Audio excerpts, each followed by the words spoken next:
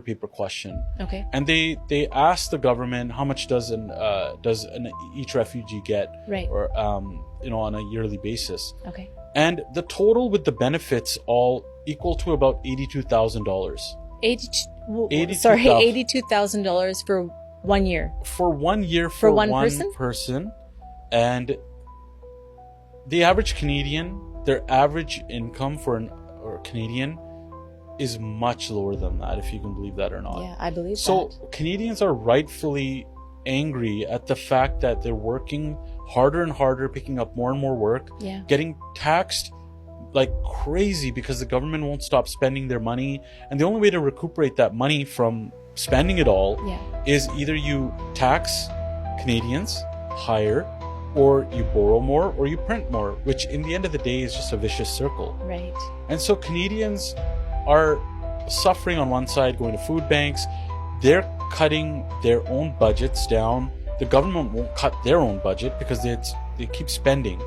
And so a lot of this broken immigration system that the Liberals have created that have caused Canadians to suffer as well, it's unfathomable that this can happen in Canada. Yeah. Canada used to have world-class immigration system that, refugee cases were taken in. We do take in refugees, there's no doubt.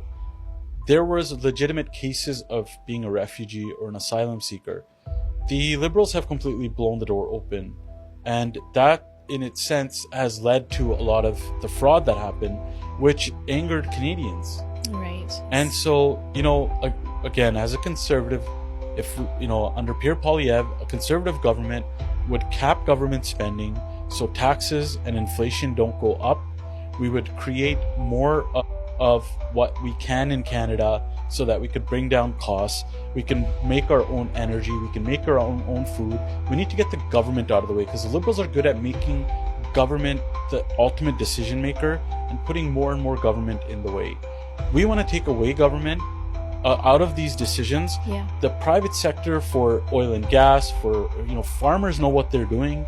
All these industries like manufacturing, the more we can produce here, the more better paychecks we can have for Canadians, better economy, which means less reliance on government and more on the people. It gives you more power, more buying power, and overall we become a more independent country and don't have to worry about, the US taking over or even the US slapping tariffs on us because we would be an energy superpower, which once we used to be. Right. Last question for you. If the Conservatives were in power and making the decisions about refugees, how much would they get a year compared to the $82,000 that you just told me that they get?